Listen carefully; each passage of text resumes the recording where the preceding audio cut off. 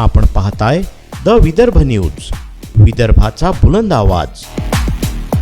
मेळघाटातील महिलांना पाण्यासाठी संघर्ष, महिला आरक्षणाच्या मुद्द्यावर आंदोलन करणाऱ्या नेत्या यावरही आवाज उठवतील का, असा सवाल राहुल येवले जिल्हाध्यक्ष युवक काँग्रेस यांनी उपस्थित केला आहे। आज एकीकडे महिला विधेयक पारित करणाऱ्या आडून डिलिमिटेशन बिल पारित करण्याच्या प्रयत्नाविरोधात आंदोलन सुरू आहे, मात्र दुसरीकडे मेळघाट भागात महिलांना पिण्याच्या पाण्यासाठी धडपड करावी लागते। या गंभीर प्रश्नाकडे सत्ताधाऱ्यांचं पूर्णपणे दुर्लक्ष होत असल्याचा आरोप युवक काँग्रेसचे जिल्हाध्यक्ष राहुल येवले यांनी केला आहे। मेळघाटातील दहेंद्री या गावामध्ये 15 वर्षापासून पाणीपुरवठा सुरळीत होत नसल्यामुळे महिलांना मोठ्या अडचणींचा सामना करावा लागतो।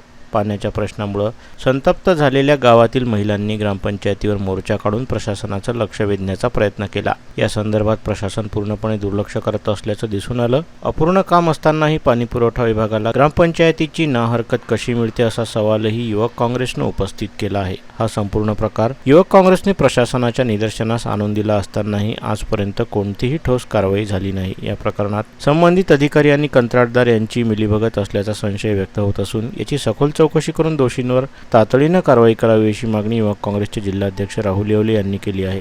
तसेच महिलांच्या प्रश्नावर राजकारण करणाऱ्या सत्ताधारी पक्षाच्या महिला नेत्या मेळघाटातील पाण्याच्या समस्येवरही आंदोलन करतील का, असा सवालही उपस्थित केला आहे। यावेळी राहुल येवले, जिल्हाध्यक्ष युवक काँग्रेस अमरावती संदीप मुंडे, तालुका अध्यक्ष लताबाई येवले, मिथिया मुंडे, अनिता भावरे, सोनको गुमारे, गीता मुंडे, आशा येवले, बजीबाई येवले, मालती गुंडे, दिलीप पोटे, पंढरी येवले, कमलेश घुमारे, नामदेव घुमारे, कुलदीप येवले, रवी घुमारे, विजय येवले, महादेव साठे, अनिकेत भावरे, सुरेंद्र बेलकर आदी गावकरी उपस्थित होते।